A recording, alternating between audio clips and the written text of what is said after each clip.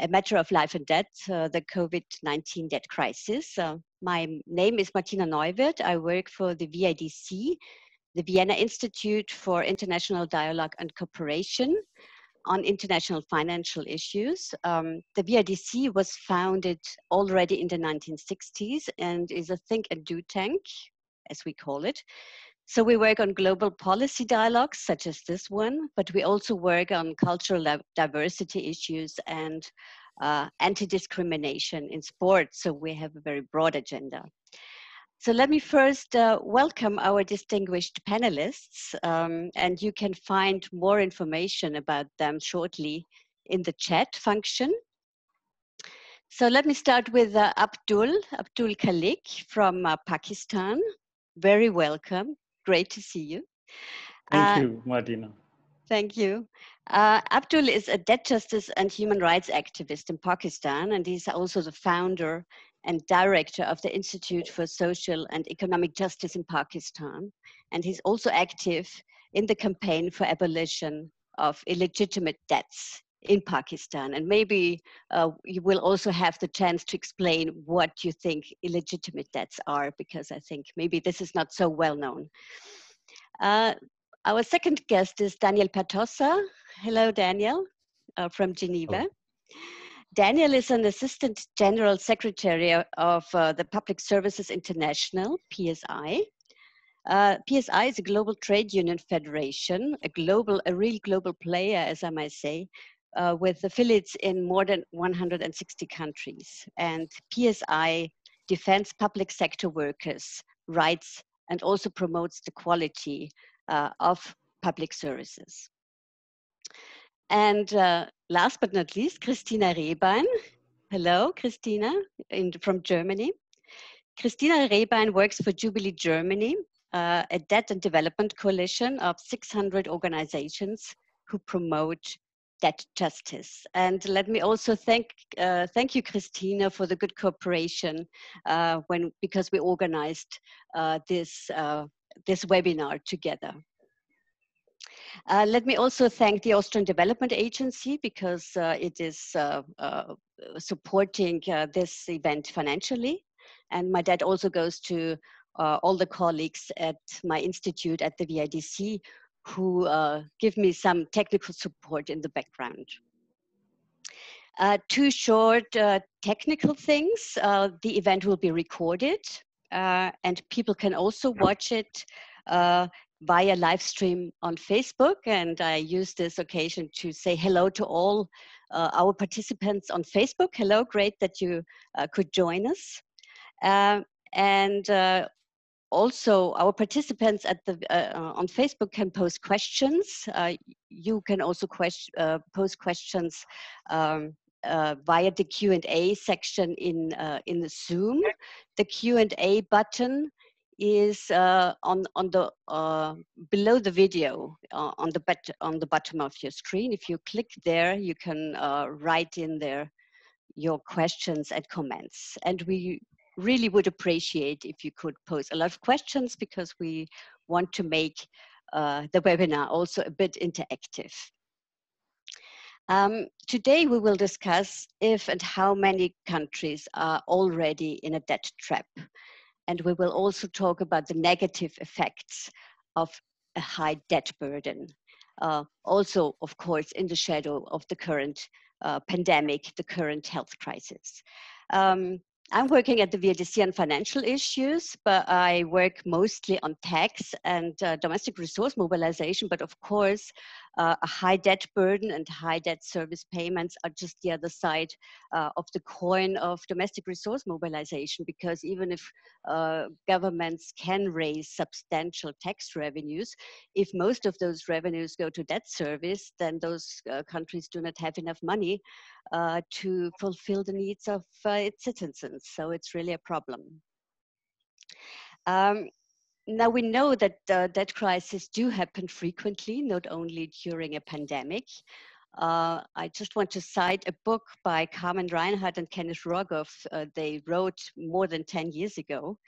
And they went through 800 years of financial and debt crisis. And the title of this book was This Time is Different. And they say, or they argued, that policymakers are really bad in foreseeing debt crisis because they always think that times are different because the economy has changed or the instruments are better or they think that the policies are better.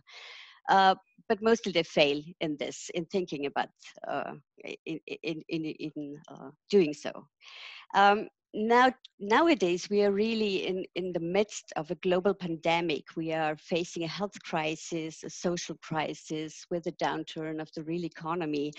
And let's not forget about climate crisis. So it's really a very special situation. So Kristina, do you really think that this time is different from other times of a debt crisis, or has it happened already before? Thank you very much. Let me quickly start my presentation.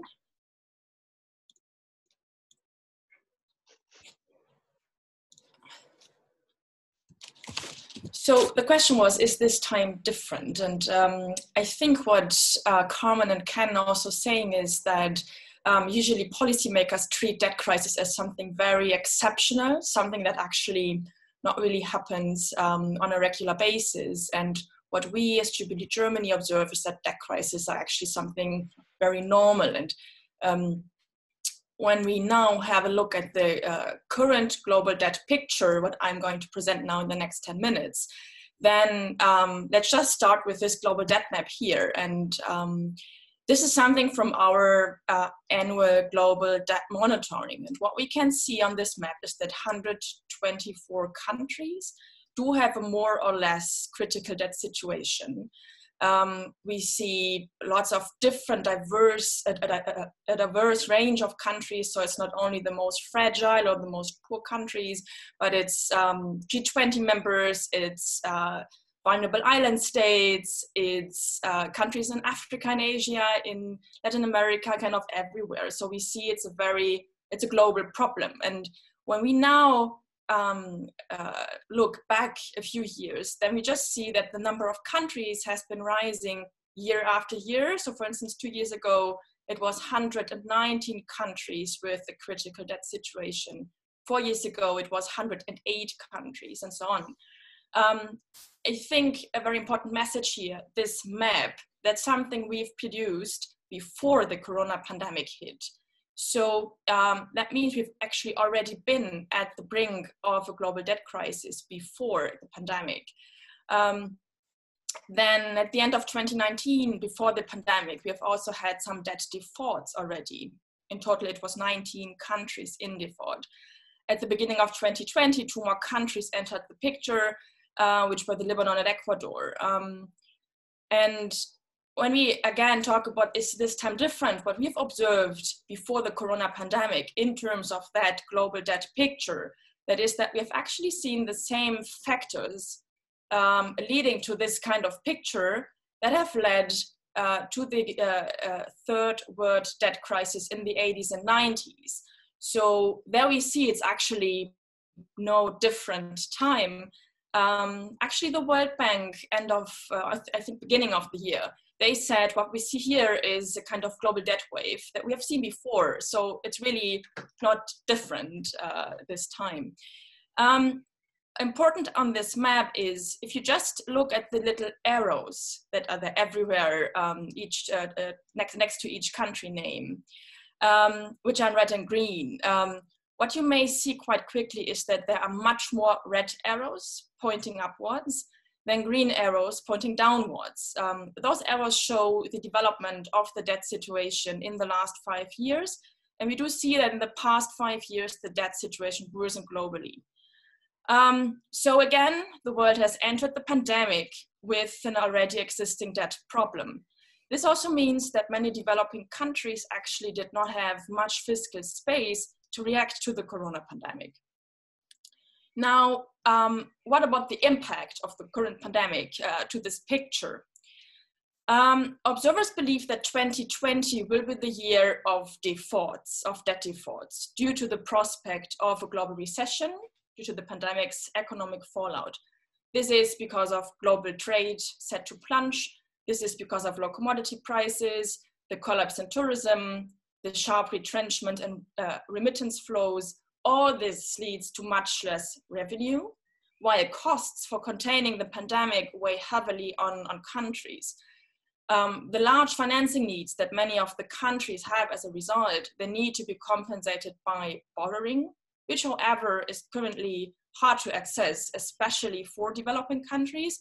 Thus also borrowing costs rise for lower income developing countries.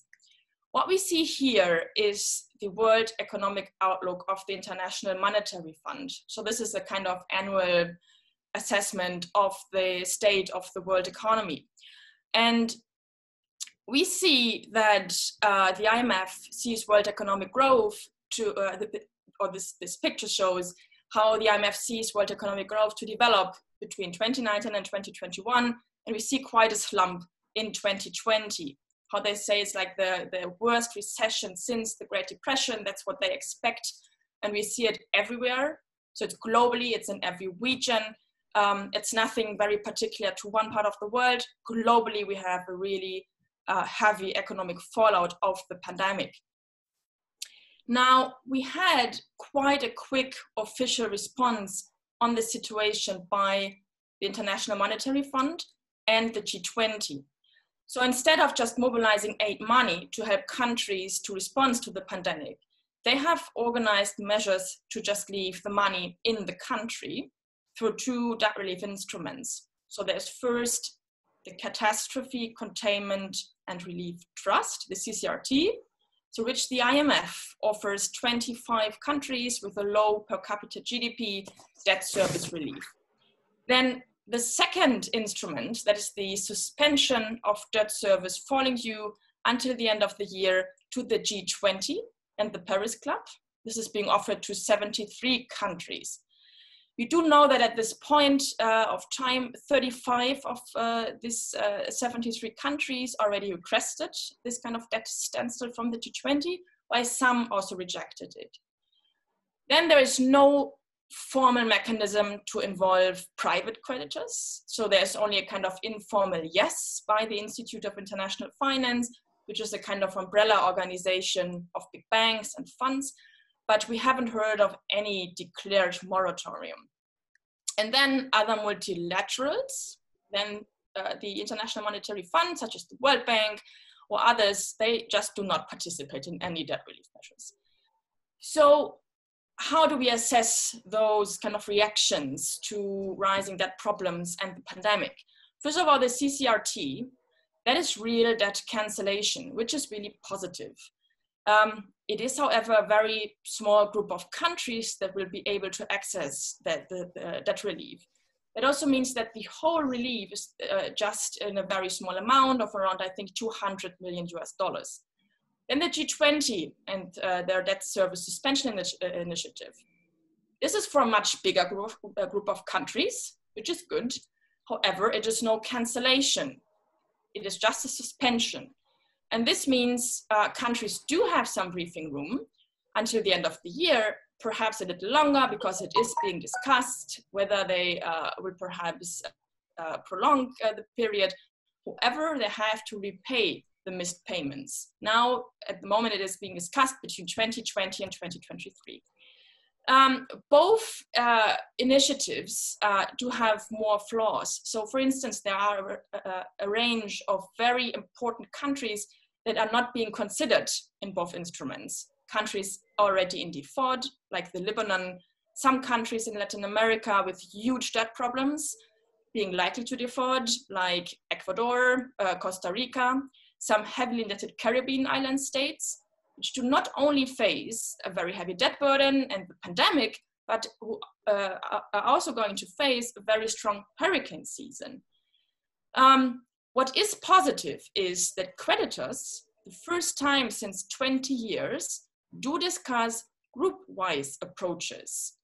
In the past, creditors usually treated debt problems and their solution only like very exceptional cases for individual countries, but nothing really systemic or nothing that really relates to a broader group of countries. And now for debt justice reforms that we as debt justice groups advocate for, it is very helpful that debt relief now is being discussed for a whole group of countries. However, as said, lots of critically indebted countries that would really need debt relief, they are excluded. And the criteria to include countries in those measures, they are kind of questionable because they kind of based the inclusion of countries on income and not on actually vulnerability or need. So we have some countries being left out that really have heavy debt problems and are really in need of debt service relief or suspension. And then there are countries that do not need it, let's say that much when we just look at the debt picture, and the ones not so much in need are in, and those really much in need are out. Now, finally, coming back to this picture, the IMF is being tasked to reevaluate debt sustainability in light of the pandemic's economic fallout. When we have a look at how the development of economic growth is being projected until 2021, we see a V shape. So there is an expected heavy slump in expected growth this year due to the pandemic, and then there's a strong rebound next year. What we see is that the IMF assumes a very quick recovery, that we are done with this crisis end of the year, and that there will be an above average growth push next year. This assumption, albeit in different nuances in the different regions, is a pattern which we see in all regions and actually in all countries that we have assessed so far. So what we did is monitoring all incoming debt sustainability analysis since March and April. And actually in almost all countries, we see this kind of assumption of a very strong recovery next year. This is really important for debt-related discussions because that is not problematic in its absolute terms, which means in its amount of dollars, but it is problematic in relative terms in relation to economic performance, the growth, for instance. So if economic performance shown in economic growth is weak, the debt situation becomes more problematic, less manageable. Which means there could be a higher need for debt relief. If economic performance is good, growth is high, that is easier to carry. And what we see here is a projection of an overcompensating growth in 2021, which means that it is assumed that countries can actually just grow out of their debt problem, which also means that perhaps only little or even no further debt relief is needed. Of course, a projection is just that, right? Some assumption that is not based in reality yet. However, those projections, those assumptions, they do build a base for any assessment of whether any further debt relief measures will be needed, be it the moratorium of the G20, that if that needs to be extended or not, or whether debt cancellation may be needed. Interestingly, those projections are in contrast to anything you hear and read on the crisis. Also, which is a bit ironic, from the IMF, who says this is a crisis like no other, there's so much uncertainty about its impact, it's so hard to predict, we have the worst recession since the Great Depression. They even say things like a moratorium on debt repayments and especially debt restructuring that may be needed, especially also during the recovery phase in 2021, etc., etc. So it's really questionable why the IMF is not much more cautious in its predictions for 2021. This kind of calculated optimism, that is not a new practice. This is what we have seen, and now coming back to this time is not different. This is what we have seen in the debt crisis of the 80s, of the so-called third world debt crisis, and also in the Greek debt crisis in recent times, where growth projections, which made debt more sustainable, had to be adjusted downwards year after year after year when reality hit. Thank you. Thank you for this very brief overview of what has happened so far. And what I took from your explanations is that the debt crisis will stay. It is quite normal. It will stay with us, and that politicians have not learned from past experience. But at least that there are some good signs. At least that creditors are thinking about how to deal with debts for a couple of of countries. But it's really not positive to see that apparently nothing or hardly anything has happened since the last debt relief initiative, which is 20 years ago. And in the meantime, nothing has happened, and obviously also the creditors have not learned from their experience, which is a bit devastating, I have to say. There are a couple of questions. One is, which I think is the easiest one, is, Kristina, you have showed the first map. There are gray areas, and what do those gray areas indicate? Do you have, are these areas where you don't have data, or you remember? Yep, let me just reopen it if I'm able to do that. Let's see. I think it was the first one. Yeah. So yeah, there are two things. The one thing is that there simply is not that problem. So we have assessed 124 of 154 countries. So that means there are some countries that do not have debt indicators in a critical range. And then of course there are countries that we just do not have any data for. So those two things explain the gray areas. Mm-hmm. Okay, thank you. And who are the largest creditors? Who owns the largest portion of the debt? Is it a country, a bank? What maybe it goes to the grouping of creditors. Where are what is the biggest group or the most important groups? It really depends on countries. So different from the 80s and 90s, it's not official bilateral creditors. So in the past, it was mainly governments, official bilateral debt. But now we have a very diverse creditor picture, even in the poorest countries. So actually, you can just pick a country and you will see multilateral creditors, you will see bilateral creditors, official creditors, you will see private creditors, banks, and bondholders. What we see is that there is a shift on the one hand from official, if you like, traditional creditors, the so-called Paris Club creditors, which is the traditional industrial countries like Austria, Germany, France, and others, to so-called new lenders, which are not really new, but they are called that way, which is, for instance, China, which is India, which are those kind of countries. Private creditors do have a very big part of developing countries' debt, which is for a bigger part bondholders. So in the past, it was mainly banks. Now there are still banks involved, but it's given that many developing countries had access to capital markets since the financial crisis, it's more bondholders. Then we see multilateral creditors, which is not only the World Bank or the IMF, but a broad range of development banks, even some multilateral creditors that are new in the picture. So it's a very diverse picture. In our annual debt report, which I can share the link later in the chat, there you can see the different portion of the different categories, multilateral, official, bilateral, and private. I don't really have the exact numbers now in my head, so I will just share the link. But just share the link in the chat function. Okay, thank you. Then there was another question about corruption. Maybe we go, we do that later on in the later discussion, because I think it touches also maybe what the other panelists might say. And then there is a very small question, the basic year of the growth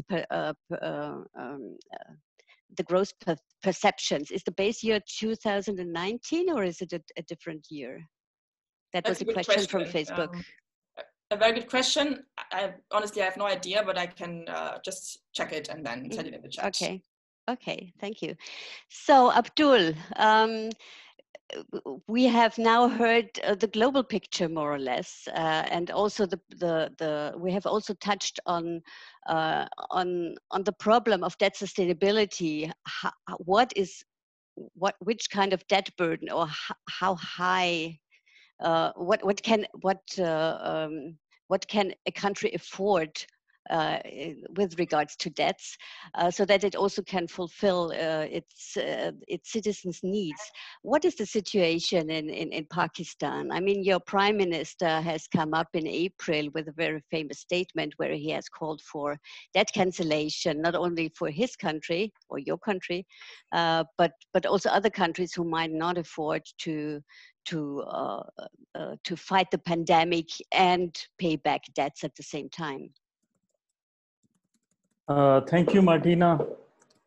Yes, first of all, I want to thank Kristina for his wonderful presentation. And there are really, I agree on many points. And it's a very, very interesting background of the debt crisis she has presented. And about the Pakistan situation, and you talked about the debt relief call by the Prime Minister Imran Khan. Yes, he is a kind of person, our Prime Minister right now. He has the debt issue, the question of reckless borrowing by Pakistan has been a core issue in Pakistan during his election campaign as well in 2018. The question of debt is very close to his heart, in fact. That is why he launched this appeal. And not only this, the government went ahead another step. They called a meeting at the UN level, though it was an informal meeting. 22 ambassadors of different countries joined this meeting. And but interestingly, let me tell you, the two countries, America and Britain, strongly opposes Pakistan's position, especially Pakistan's position on a solid debt relief. The debt relief issued by G20 is okay, welcome, crucial, and critical times, but it is too less for too short period, and only a suspension will come back in 2021 again. So it's a 8 months relief, which is just a drop in the ocean, in fact. So, but very, it's sad that the government is so much pressurized and in fact capitulated by the international financial institutions. Even after this corona crisis, 3 loan contracts has been made by the government of Pakistan, $1.3 billion with IMF and 1. International financial institutions, World Bank, Asian Development Bank, and Asian Infrastructure Development Bank. So the contraction of loans is continuous process. On the one hand, our government is seeking debt relief, but on the other hand, it is being pressurized not to amplify, not to become that much vocal, be in your limits. It is a sensitive question. Don't take it that much international movement, and you're trying to make some, group of indebted countries raising this voice and international fora. So we understand this situation because, and we feel that our government wants to take some serious steps, but it is unable to do that because of this pressure. So much so that international credit agencies are threatening, blackmailing Pakistan not to be vocal and active. Don't cross the red line. There are us, in fact, there is so much. The relief we have got, only $1.8 billion from the G20 countries, 11 countries of the G20 members, and but not rest of the countries. Besides this, Pakistan haven't got any relief from the international financial institutions, despite the fact that Pakistan is a low income country, forcefully elevated to middle income country. That is our understanding. It is not a middle income country. It has been elevated by their own criteria, which is challengeable, that it is a middle income country. So for a country like Pakistan, it's a really very, very critical situation. And I agree with Christina when she says that crisis was much started before Corona even entered into the arena.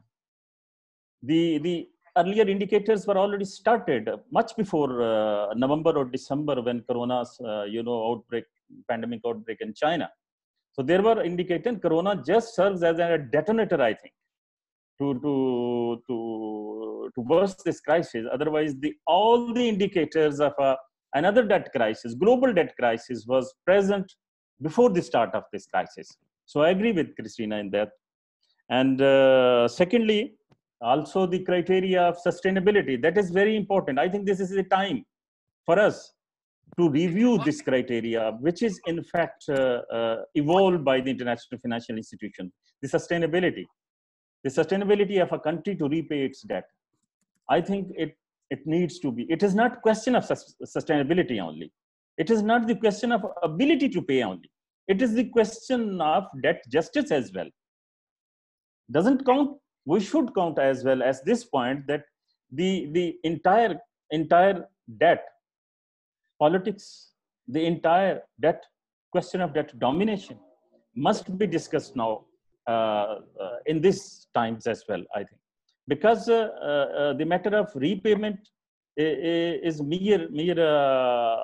minor point of this entire discussion. So we need to redefine two definitions evolved by the international financial institutions. Number one, sustainability. I think it is a flawed definition. Secondly, the gradation of the countries, low income, middle income, and high risk or middle risk or distress. Look, Pakistan's in IMF's list, the World Bank list issued a couple of days before, Pakistan has been described as a low debt distress country. But I want to share with you the indicators. Do you think it is a low distress? It's a very high risk. Pakistan's current total external debt is about $111 billion. So these $3 billion recently, in the last couple of weeks, were contracted. $3 billion are not included in this amount. Our debt to GDP ratio has all. Our trade deficit has increased to 130 billion.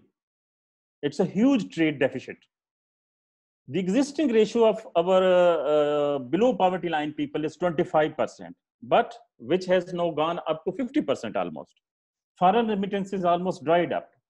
23% reduction in foreign remittances because all the labor from Gulf countries and Europeans are back in Pakistan. Around 18 million people have rendered jobless. It's a huge number. So 18 million people are now jobless, and the government is pressurized by the IMF this contract of $1.3 billion.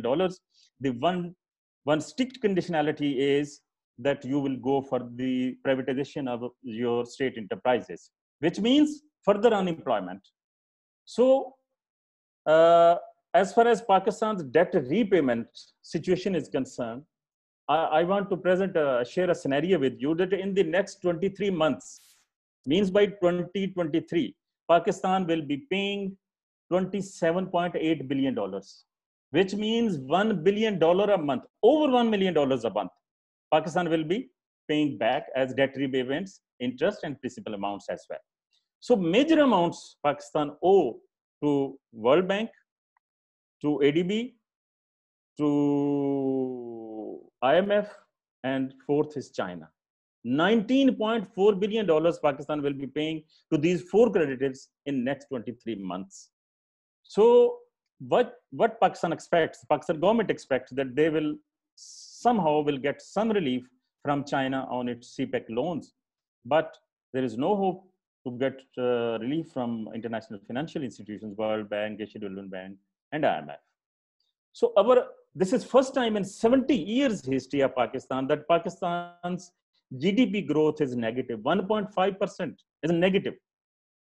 So, and this year, Pakistan has been ranked as the world's highest inflation country. World's the highest inflation country. its working classes are forced to face the burden of the debt. You know, our tax regime is very weak. Our total tax-paying population is 1.5 million people around.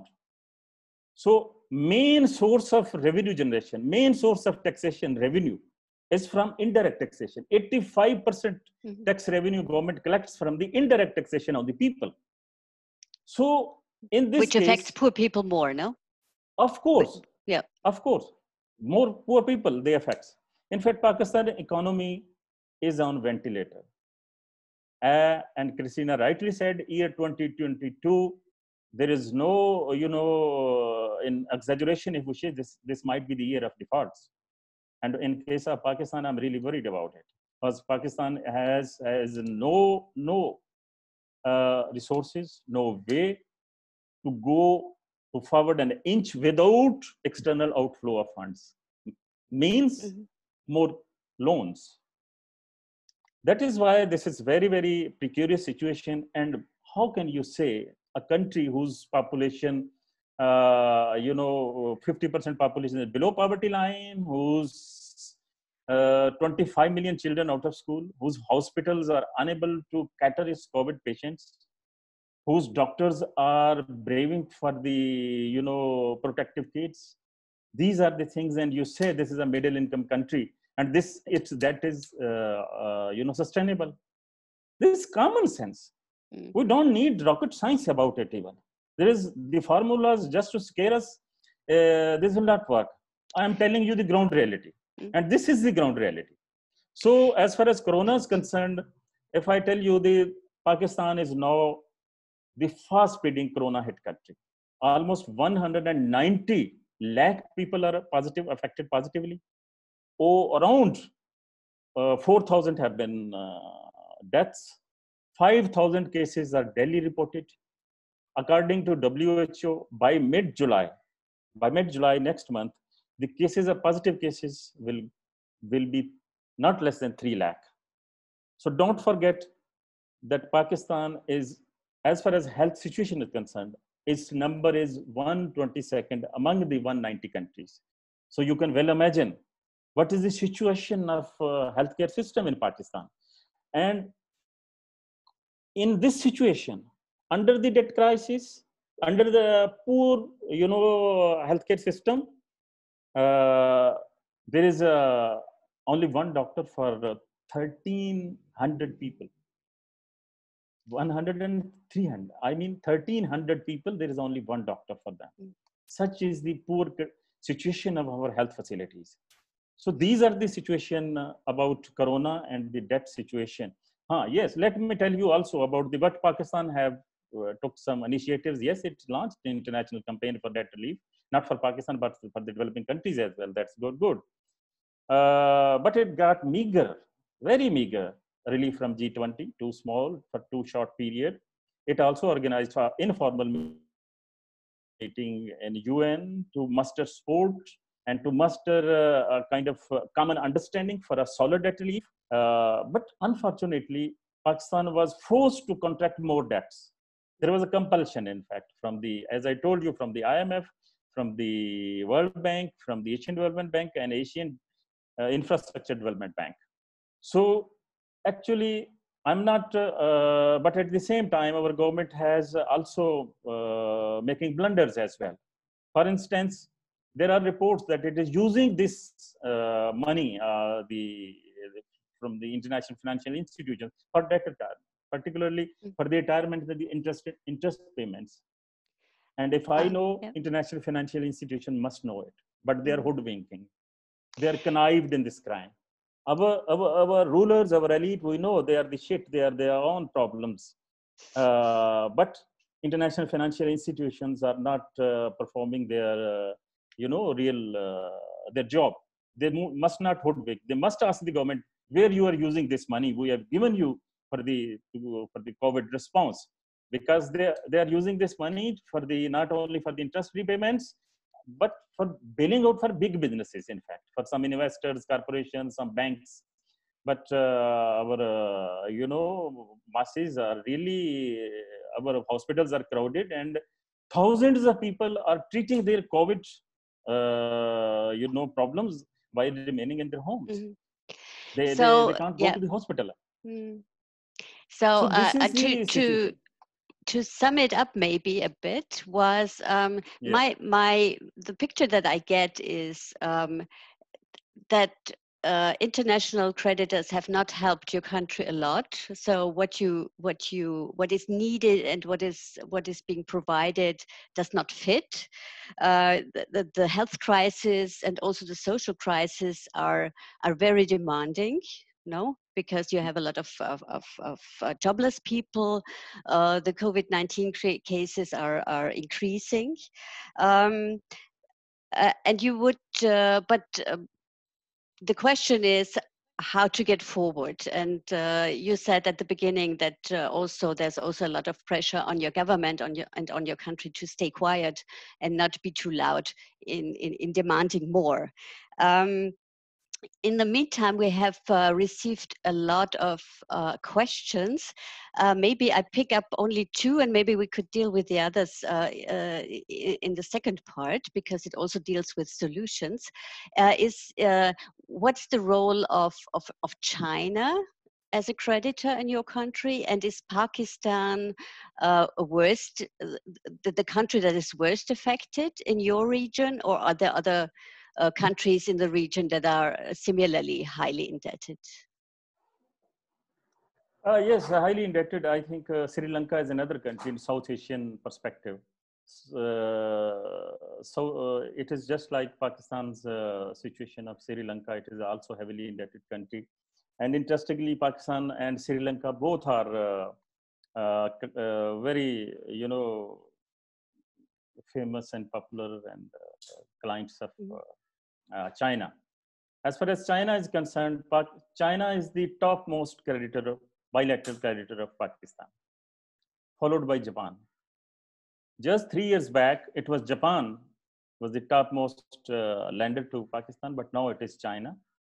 Under CPEC loans, there are Pakistan almost. This is a separate actually issue that how Pakistan can be, treat the situation as far as China is concerned.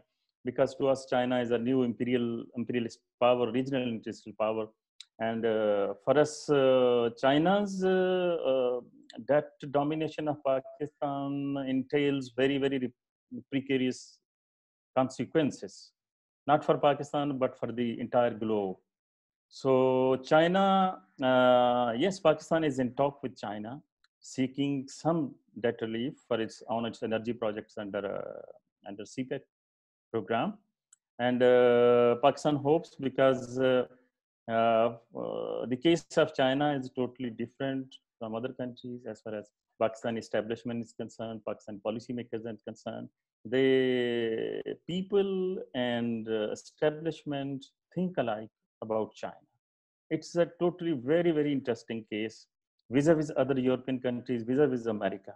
Now, the thing is, American ambassador for South Asia last month says that China's debts to Pakistan are illegitimate and China must cancel those debts. But interestingly, America itself and British itself are opposing Pakistan's situation. Even Pakistan's call for, not debt cancellation. They are not supporting the solid debt relief, but they're asking China to cancel Pakistan debt. So there is a very interesting game being played in this region, my part. So this is and you also asked the question, what is the way forward? To my understanding, the way forward is very... No, we can talk about this in the second section, because then we present the solutions. Right, sorry. right, Yeah, right. that was a misunderstanding. I'm sorry. So we will deal with the other questions because also it's about corruption and also the situation of the Pakistan government. We will deal with that in the second part. But now, Daniel, you have heard a lot now about the ground situation situation on the ground in Pakistan, also the social problems, the economic problems, the health problems. Do you get similar country reports from your affiliates? Is the situation similar in other countries as well? Look, thank you, Martina. The short answer is yes. The debt, when we go around and speak to workers and when we speak to users of public services and our members who provide public services, we find that the Pakistani situation is quite typical, although it's particularly bad in Pakistan. And when we do speak to these workers and users of public services, we like to speak to them about the things that Kristina has been mentioning, and that is the background of debt build-up, because debt's not a problem for anybody until it is a problem, and when it becomes a problem, then it's too late to get out of it. And we tell them, we explain to them of the devastating consequences, and also that since the 70s, on average, 8 countries per year have had sovereign debt crises. And so when you look over the period of decades, the vast majority of workers in the world will be affected at some point in their working life by a debt crisis. And so really it's all workers, and everybody needs to be aware of these issues and take their responsibility for dealing with them. Because if it's not you and your country this year, it may well be next year. And as Kristina has mentioned, the chances of these problems occurring is rising as we speak. In terms of the effects on public services and healthcare, unfortunately, the broad situation is not dissimilar to the situation with debt, and that is that public healthcare systems have been weakened over the decades in the lead up to this crisis, and find themselves going into this crisis, this pandemic, in a difficult situation. The United Nations Commission for Health, Employment and Economic Growth has estimated 3 years ago that there's a shortage of 20 million healthcare professionals. And what that's telling us globally, and what that's telling us is that the healthcare systems are stretched. And in the global south, that means that there are avoidable deaths occurring. It means that access to healthcare is not available. And in the Western world, it means that there is a lot of pressure being put on these healthcare systems. And Abdul mentioned this point about privatization and contracting out. What we see all across the world is that the effects of excessive debt servicing and also then austerity means that the private sector is often invited in as a way to fill the gap, or there are forced privatizations, as Abdul mentioned, as part of the conditions of the loans. And in the healthcare system, that's a catastrophe. The private provision of healthcare is both less efficient, but also increases inequality. And so the social consequences of this are very, very high. But there's also an irony here, and that is that often the privatization occurs, or public-private partnerships occur, as a way to get debt off of public books. But these are public services, so what often happens in return is that concessions are granted, or permanent streams of revenue are provided or guaranteed to the privatizer, and that has to come from somewhere. It either comes from the users of those public services, or it comes from government revenue. And the IMF has been very, very clear, as has the OECD, that privatization shouldn't be used to take debt off government books.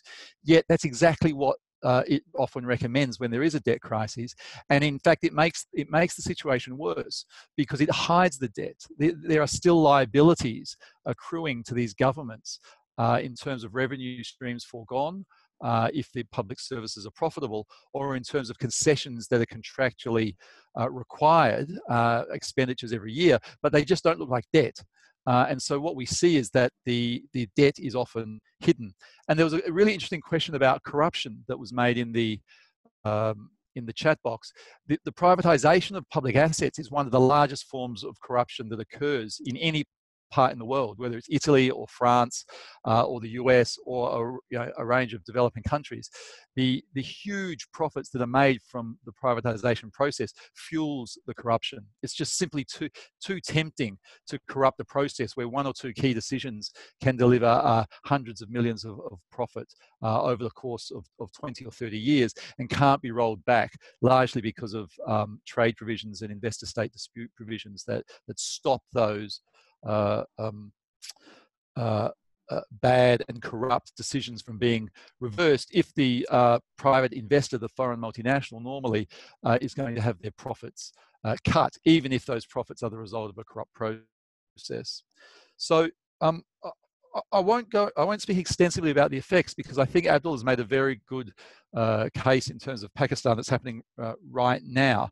But I do think that we need to understand that even in the face of the increased appreciation of public sector workers as a consequence of COVID, you see this clapping occurring in many countries. You see an increased understanding of the importance of public services. Simultaneously, we're seeing the beginning of a narrative that says we need austerity. We need to cut back on public spending. We need to undermine precisely the services that have been used to deal with COVID. And the other point I'd like to make is that if these public expenditures aren't being made for any of these reasons, then the chances of us meeting the Sustainable Development Goals, I think, are dramatically reduced. And in terms of COVID in particular, what we've seen is, from recent figures, is that it's likely that 130 million people will be pushed towards starvation as a consequence of the sorts of trends that Kristina outlined, and 500 million people pushed into poverty at exactly the same, from the economic consequences of COVID, at exactly the same time as the public services that are required to service these people are being undermined. And the average slump in GDP from these debt crises is about 3 to 5%, and I think Kristina's figures showed that tends to be what happens. But the tail of that damage often lasts between 5 and 10 years. So even though the IMF has these very optimistic estimates about the jump, those figures are based on previous years' economic activity, and so what you're actually likely to see is a long tail of economic damage. As that spike or dip, I should say, in economic growth takes its time to play through the economic system. And then there's another important question that was put in the chat box that I think is worth asking, or at least it alludes to it, and that is that I think the figures that Kristina showed are government debt. And so there's that point that I made that there is also other contractual government liabilities that are not encapsulated in those figures, but there's also this question of household debt. And this goes to the question of who owns the debt. And with the global financial crisis, what we really saw was a spike in household debt, largely around housing finance, that then was transferred to the public sector. And so I noticed in those figures that Kristina mentioned or showed with the graph, there are some countries like Australia, for example, and Switzerland and a few others, where they don't appear to have government debt problems, but they actually have the highest ratios of household debt to GDP. And if there is an economic downturn and there is a collapse in asset prices, those banks will become insolvent, and then the governments will be forced to either guarantee those debts or have a complete economic meltdown. And that's essentially what happened in 2008. And so we might have a debt crisis and then also a financial crisis. Yeah. The financial crisis becomes a debt crisis because the governments are required to take on those debts. And so there was a question there about who owns that debt. And I think this is an important point to make. I wish I could show the slide. But in Greece, in 2008, the total amount of debt was 243 billion.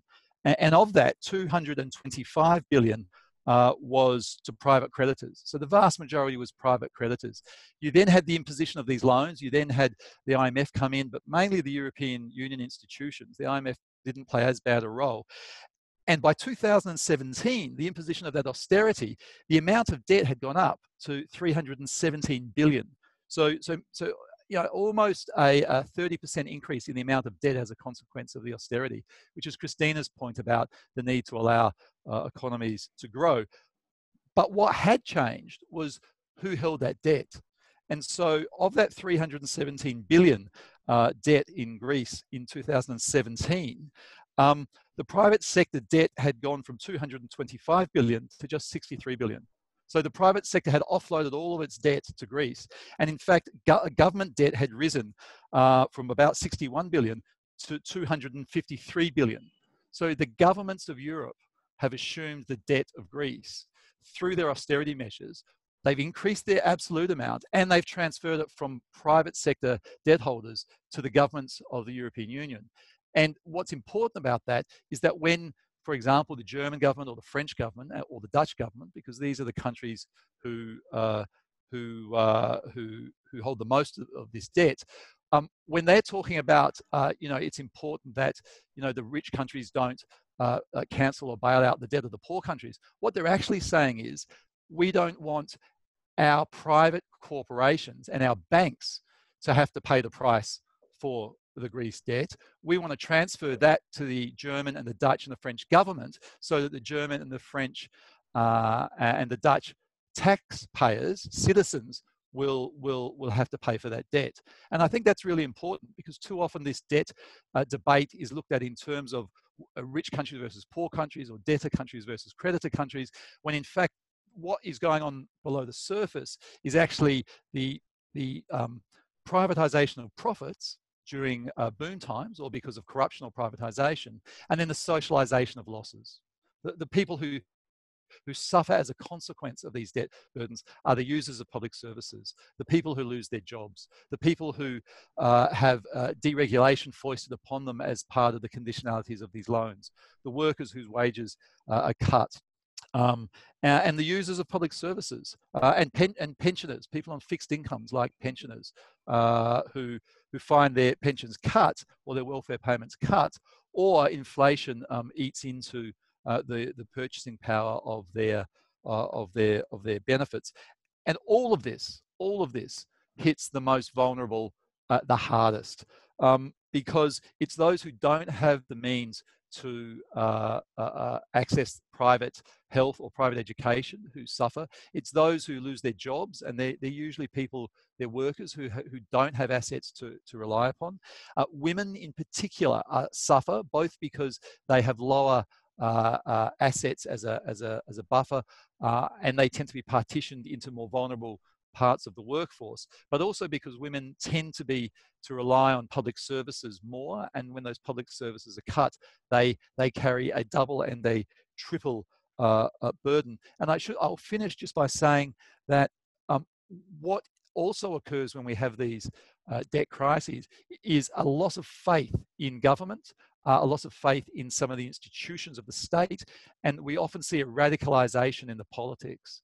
And whether you see the rise of Golden Dawn in Greece, or whether you see the rise of some of the far right parties in other parts of the world, when these debt crises hit, or when they're supposedly avoided by the imposition of crippling austerity, people are angry and they suffer and they lash out politically, and it is very, very, very fertile ground for radicalization, both religious but also political extremism. And I think when we consider the damage of these and we'll come to this in a moment, of the way in which the debt architecture doesn't allow rational dealing of these problems, when we come to consider that, I think we all need to ask ourselves: are we willing to allow some slightly more altruistic solutions, even if we feel that our countries are perhaps a creditor country or a richer country? Because if we don't, then we'll all suffer from the political and geopolitical conflict that will arise if we see the radicalization and the rise of extremist politics in some of these countries. You can't control that across borders. That will infect everybody. We live in a globalized world. Those political consequences will affect everybody if we don't all play our part in trying to resolve those causal factors and also the the structures of the institutions that are needed to deal with these debt issues. I won't say any more about that because I think we're going to move on to those solutions. Yeah, we have to move on. But I want to say thank you for two things. One is that you mentioned the gender dimension, because I really think that this is an important aspect of the crisis, that women and girls are often more affected, even more affected than others. By the different crises that we face, also the debt crisis and the social crisis.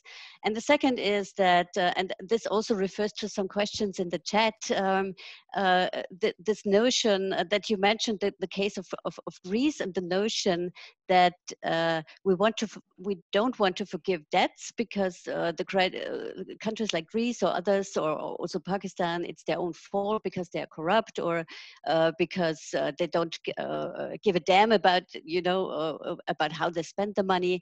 And I think the case of Greece shows very good that it's not. It may be part of it, but it's not the whole picture. So thank you about it. But maybe we could go on. You have already started with the solution part, so to say. Could you very briefly tell us what you think what would bring us out of at least the debt crisis? Sure. I mean, I think the first question is to say that the type of global economy that we live in actually increases the chances of debt crises arising. And so we need to, if we're serious about dealing with these issues, we need to think through what creates the circumstances. And so this idea of privatizing profits but socializing losses. We'll have an economy where extraction of wealth is actually the dominant feature. And it's traditionally been in minerals, for example, but it's also in the shifting of labor to the developing world, so we can extract the profits from workers in the developing world. There's an extraction process that goes on with profit shifting in the tax system into tax havens, and increasingly what we're seeing is extraction from the digital economy. So we've got an economy that's structured not to reward wealth creation, but to reward wealth extraction. And what that does is encourages and incentivizes riskier and riskier and riskier behavior. And so I think this needs to be understood, including that point about privatization. The more you privatize, the more you invite corruption, and the more you actually undermine the sustainable fiscal position of states. Secondly, we need some debt workout rules that are not skewed towards the creditors. And I mentioned this, but the power dynamic. I mean, debt is basically about power, and the power dynamic at the heart of the global debt workout rules is that the so-called creditors protect the corporate interests of the capitalists in their countries, their banks, their corporations, and it's not, and they do this because it's those banks in particular, but finance, but also some of their corporations that don't take responsibility for the riskiness of their loans. And so we need a debt workout system that balances the risks between creditors and debtors, so that creditors are forced to take responsibility for the nature of their loans. And I'll make this point in this area, and that is the interest rate. I mean, if you're a free market economist, you would say the interest rate that you get for your loans reflects the risk that you're taking. Now, if you're getting a higher interest rate for your loans because you're lending to a developing country or a risky venture, and then that loan comes to pass, that risk comes to pass, and that debtor defaults, arguing that you should be immune or you should be insured from having to bear the consequences of you providing a risky loan completely goes against everything that the IMF, for example, promotes about the financial markets. If you take a risky loan and you get paid the interest rate, then you make a profit. If you take a risky loan and you and the risk comes to pass, you should just default, and you shouldn't be asking the public sector, the government, the workers, the users of public services to then guarantee you a risk-free return. And that's my point about privatizing the profits and socializing the risks. The third is that when there will be debt crises from time to time, and when we allocate the burden, when we have to actually do the hard business of of looking at a country and working out who suffers, there should be debt audits.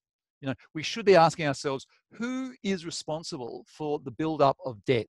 And if that happened in a place like Greece or Argentina or Iceland or, you know, any of these countries, then what you quickly find is it's corrupt politicians, it's business people who are extracting wealth, not creating it, it's tax avoiders. These are all the groups that have caused this debt. It's currency speculators. These are all the groups that have caused this debt buildup. They should be the people who are asked to shoulder the burden of the austerity, not the pensioners who've had nothing to do with the debt buildup, not the women and girls who rely on public services, not the workers who've been out there creating wealth. And so these debt audits are absolutely critical to ensure that the burden is placed in the right place. Fourthly, we've got to change the narrative. I won't say too much more about that. I've said a few things about it.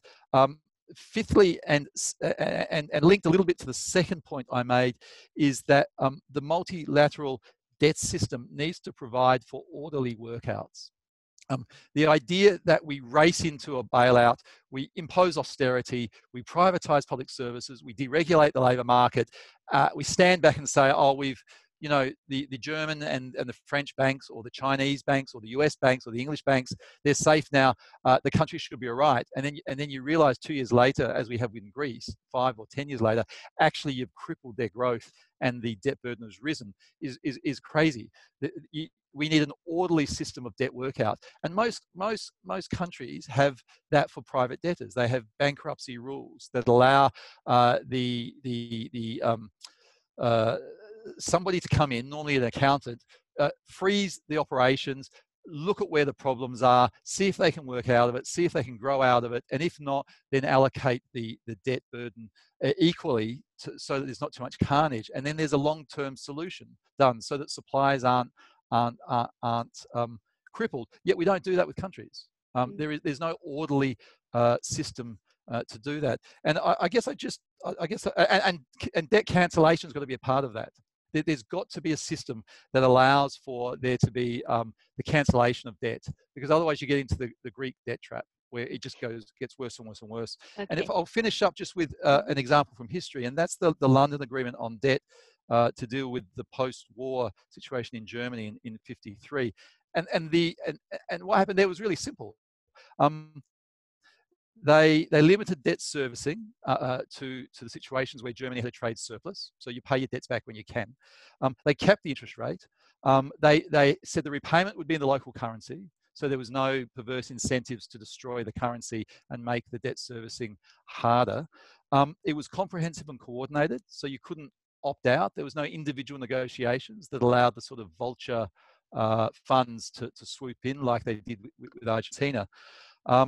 And there are incentives for the people who owed the money to buy the goods from the country that had the debt to keep the economy going. And I think, you know, that London Agreement in 1953 has all the components that are necessary. The UN's passed the principles, UNCTAD set them out. There's the only reason for not being able to build this is there's a lack of political will. And I think that's what we need to deal with in the political will is a major component, which is mostly missing, I would say. Yes. But let me ask now, Abdul. I mean, I have just a picture in my mind in the case of Argentina, for example, the representative of BlackRock sitting in a public debt audit. Would you like a debt audit in the case of Pakistan? Would you like the idea, Abdul? Yeah. Thank you, Martina. I think I really agree with Daniel, as he pointed out the question of this is high time to revive the call for debt audit. Maybe country levels debt audit, parliamentary debt audit commission, for instance, in Pakistan, we have been advocating and lobbying for it since so many years. And it is a good idea. I think this is high time so that we can be able to dig out the legitimacy of the contracts, legitimacy of all the loans contracted in the past. And this is the right time for this, I think. And we have been making, calls to our government as well. And the government of Imran Khan, Prime Minister, has also launched a kind of inquiry commission, but it is not the debt audit commission, in fact, but it is much less a smaller initiative of debt inquiry commission. And it's actually, we have some reservations about its mandate, about composition of the inquiry commission, and the scope of this inquiry is very limited. So, but anyhow, there is a very shorter kind of initiative by this government with all our reservations as well. Let me tell you, our position is Pakistan's debt should be cancelled. But that cancellation should not be in the air. It must be based on the following the findings of the Debt Audit Commission. And we have been demanding a Debt Audit Commission in Pakistan, independent, comprehensive, impartial, parliamentary Debt Audit Commission with the representation of the political voices and the political parties within the parliament and outside the parliament. The representation of the workers, the representation of the women, the debt experts, all those be form of this commission. On the basis of the findings of those commission, the decision should be taken. Secondly, we have been asking our government, no more loans. Please stop this. Even for the COVID response, in the name of the COVID, there should be no more loans at all, because we have learned that the loans being taken in the name of the response to COVID are being used for the debt repayments, especially interest repayments. And we also demanding that the G20 suspension is good, but not enough. It's very small for too short period. It must be extended at least to 2023 for the next 2 years, I mean. So besides this, I also want to raise as a way forward point that the question and the debate over debt sustainability needs to be thoroughly re-debated. It's a flawed definition, we think. It must be because probably we need to go more deeper beyond the criteria set by the IFIs, I think. It is something more than a question of ability to repay, in fact. So it must be thinking then this parameter. The creditors should only extend grants, no more loans. And I also recommend that the concept of responsible sovereign borrowing and lending must be included in IMF World Bank framework for public debt transparency. Because their role in this G20 relief is they are monitoring the transparency of the given funds. If they are really checking the transparency, they must include the parameters of responsible sovereign borrowing lending in this. And secondly, there is a UN rule of state of necessity. It's a very important rule. The UN Human Rights Council's rule, it must be incorporated in the debt service suspension initiative that is called DSSI. It's very important in this. Besides this, we need to I think, give serious contribution to the clauses of the London Agreement. It's really, to my understanding, the pattern of debt relief offered by global community to Germany during, and Daniel rightly pointed out it, during 1950 to 1953.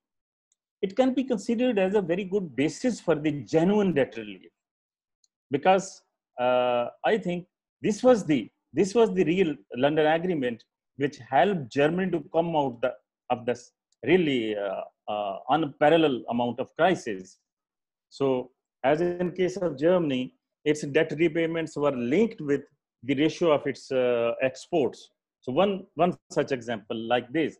So, the clauses of London Agreement must be considered for any, solid debt mechanism or debt relief for the poor countries. Besides this, recently, UNCDDT, UNCTAD, and UNHRC have also launched proposals. Their proposals given the consideration, they are really have currency in that arguments forwarded by them. And I think another important thing at this point is needed. There is this broad-based solidarity among the indebted countries, which is a really difficult task. But who will lead it? Who will give the clarion call? Who will toll the bell? It's not an easy job. So, but this solidarity among the indebted countries is really, really need of the hour, I think. And let me say at the end that abolition of tax havens is very important. The tax havens, there is illicit money, mountains of illicit money are stored there. There must be some international measures to abolish these tax havens. Actually, we need review the entire global financial architect. We need to review it. We need to rethink about it, because it is not going to work. It is not going to solve my problems. It is not going to solve the working classes problem. Thank you. Okay, thank you very much.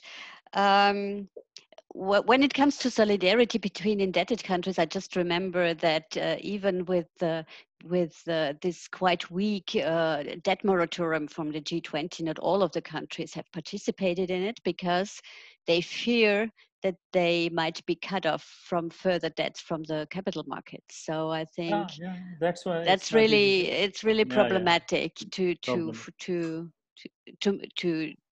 join forces, so to say, because if every country is on their own, it's really, but of course it would make sense. Kristina, what you have heard so far from Daniel and Abdul, is there anything because I know that Jubilee Germany also have a very comprehensive set of demands. Is there something that you're missing from the global perspective? I think that was already very comprehensive. Perhaps just on two very concrete things that could be next steps and that are needed from our perspective, and which were kind of missing. Abdul was talking about an extension that is needed of the moratorium to the next year, so something like to 2021, 2022, 2023. And I think, or at least our intelligence that we've heard, is that this is actually being discussed within the G20, that they may be willing to extend the period. But we think when we talk about extension, what is important is that they actually extended on the one hand to other countries. So it's still only the 73 countries that they are thinking of, which is, as said, just based on income, not on need. And we don't see any willingness that there's actually the consideration of extending the moratorium to other bordering countries. This is really key, to insist on debt relief to be offered on basis of need and not on what is actually the cheapest for the lenders. So, and to really reach those that need it the most, it is actually necessary in our view that there is just a flexible offer of a debt moratorium to all developing countries, because it's actually the debtor country who is in the best position to decide whether they want to accept it, whether they need the moratorium or not. The second point on extension, which is really key, and I think we've talked about it today quite a lot, is the extension to other creditors. We were talking about the London Debt Agreement. I think what really made it strong is the comprehensive framework, that all claims were being discussed in one comprehensive framework. And this kind of fragmentation, like some creditors not participating, others kind of free riding on concessions from other creditors. That's not something that we just experience right now. It's something that's really the problem of our incomplete debt resolution framework globally. And we see this kind of long-term problem, this kind of long-term gaping hole in the international financial architecture. We see that right now also when it comes to the debt moratorium or all those debt relief initiatives to fight the corona pandemic. So we see the G20 saying, okay, come on guys, please, could you be part of this initiative? And then private creditors saying, oh yes, maybe on a case-by-case basis, but then we haven't heard any declared moratorium yet. So we see that there is a responsibility by our governments, the German government, all those governments being part of the G20, to really establish binding rules to involve the private creditor in those initiatives. And There are lots of proposals right now out there. So there are really a range of proposals, of concrete proposals being discussed, how the private sector actually could be involved on a binding basis. And there's one that we favor, which is a resolution of the World Security Council, given that the World Security Council has the mandate to make binding provisions. And there is this kind of blueprint, kind of example. In 2024, the World Security Council had a resolution which made sure that oil revenues from Iraq were immunized against claims of creditors. So this kind of blueprint, it has been there. So there was a prior decision already. This should be kind of the blueprint right now to involve private creditors. The thing is that all members of the World Security Council are G20 members, and it actually should be in their interest to make sure that their debt relief is really invested into health systems and not into supporting free riders in the private sector. And then finally, I think this became clear from all the presentations, compared to the scale of the crisis, current responses are not adequate. That's what we, I think, all agree with. I think UNCTAD estimated that we may need at least $1 trillion in debt cancellations, and current responses just deliver a maximum of $20 billion US dollars, so it's really not adequate. So it is really absolutely necessary that the time of the debt moratorium is being used to reevaluate debt sustainability, and then that this reevaluation really leads to debt cancellation, so that after the debt moratorium ends, that we really see there where it is needed debt cancellations. And I think we as civil society, we do have the role to watch the debt sustainability analysis of the IMF, and together with partners in borrowing countries, this kind of solidarity that we try to influence those DSAs, go into dialogue with IMF staff, and try to make sure that there are debt cancellations. Okay, thank you. We have just a couple of minutes left, but and some questions. But maybe I pick up one dimension that frequently comes up, and that is also in the public debate, and that is how I would be a bit provocative and say, why should we give debt cancellation to countries where there's a lot of corruption, or don't we need any conditionality? There was also a question, I think, to Daniel, what was meant by corruption in Iceland. I was not sure if you have mentioned that. Maybe you could could answer that also. Sure. And but I think it came up here and then also with regards to Pakistan, also the funding from the Pakistan government.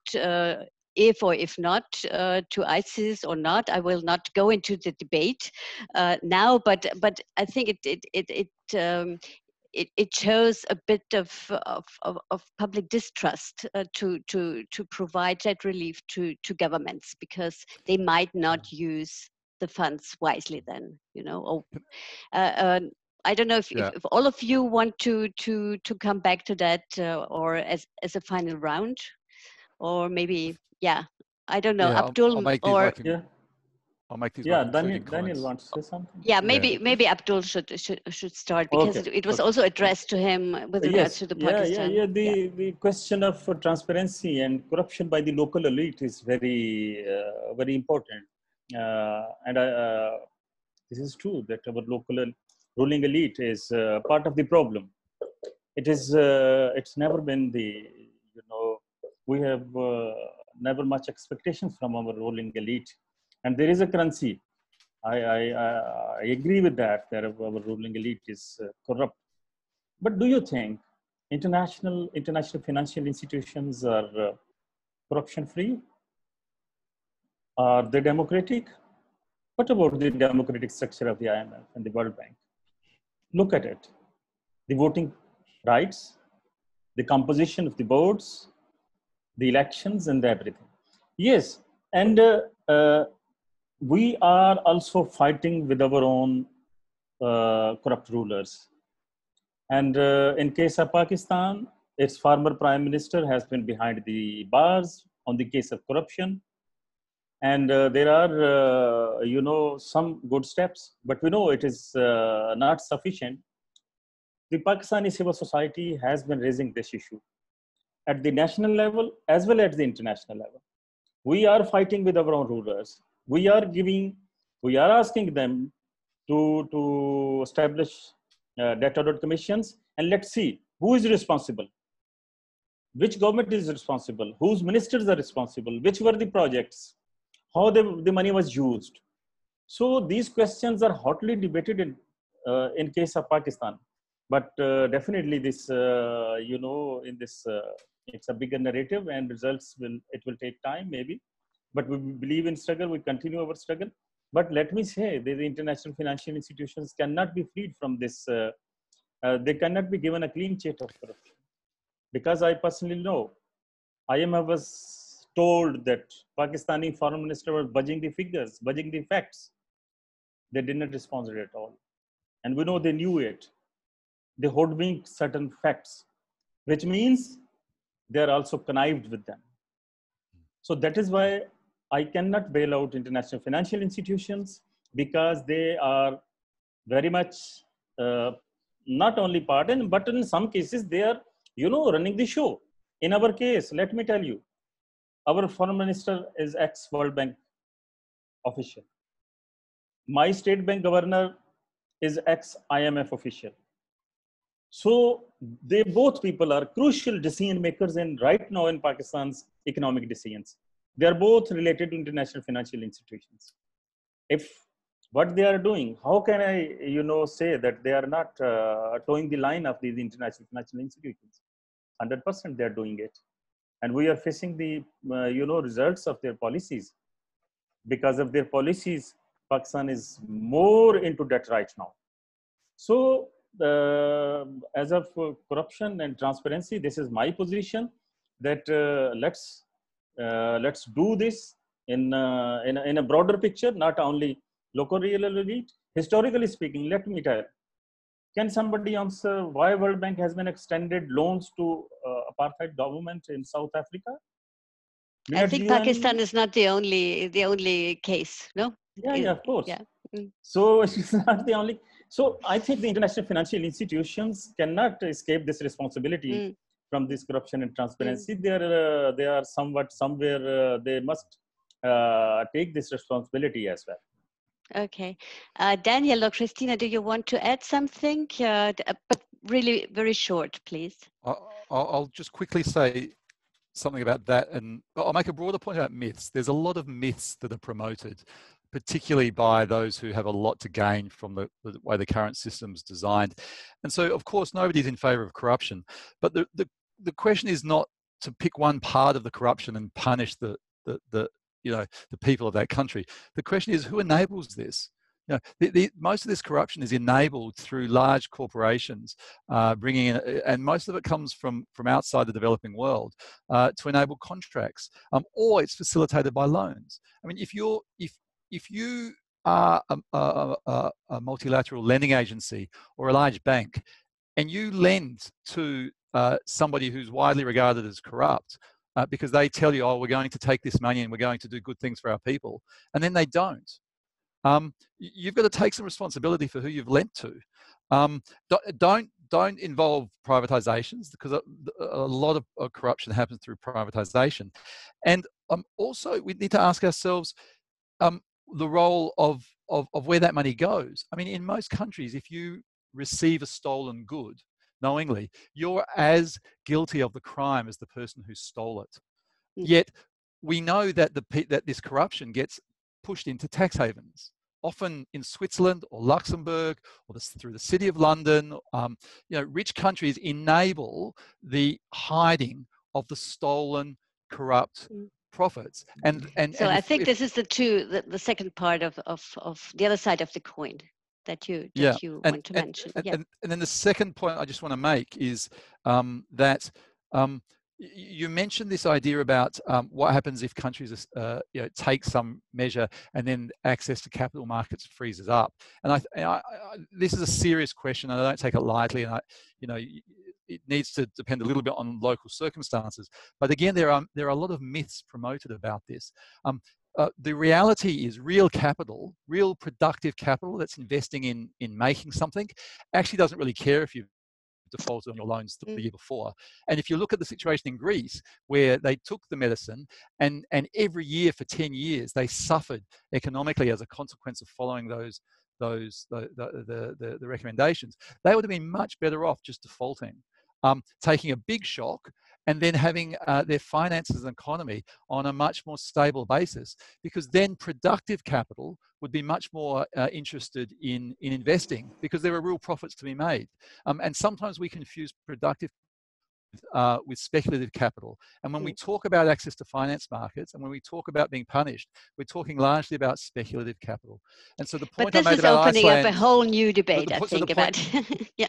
But the point I made about Iceland was not that there was corruption there. That was a misunderstanding. The point I made there was everybody said that their system was going to be collapsed if they didn't take all the IMF conditions, and if they defaulted, they did. And actually the economy bounced back much quicker than it otherwise would have. And there's a lesson in that. There's a lesson in that for everybody about the myths that the finance markets sell us about speculative capital compared to the reality of patient, productive capital. Okay, so thank you very much, because I think you opened up a very new dimension. We could have another webinar on that, but it's quite late. So Kristina, do you have a very short comment, and then we close the session? Very quick on corruption. That's something we always hear. Corruption is the one big problem for debt crisis. It is one problem next to, let's say, 10 other reasons why a country is in a debt crisis. But what we see when we talk about debt justice reforms in the public debate is always that the biggest problem is the administration of debtor countries, that they are not efficient enough, that they are corrupt. And that's usually when we see G20 or G7 discussing, it's all about debt transparency, it's all about improving the debtors' administration. But and perhaps that's a nice final word for this webinar, let's not forget what we see right now is a purely external shock. We see a purely exogenous nature of this crisis. And developing countries are at different income levels, are being badly hit, not because of domestic mismanagement, not because of corruption, but because of structural global imbalances, because of the lack of a systematic debt resolution framework, and because of the nature and kind of exceptionality of the crisis. So this crisis is not about corruption. It is really not in the fault of countries. So in a way, in a special way, the time is different. So to come back to the beginning. So I thank all of you very much. It was really interesting to listen to you. I give a big thanks also to the interesting question of our participants that you have stayed with us. I wish you a good day, a good afternoon, a good night. Stay well, keep safe and healthy. Bye-bye. Bye-bye. Thank you very much. Bye-bye. Thank you very much. Bye-bye. Thank you. Thanks, Martina.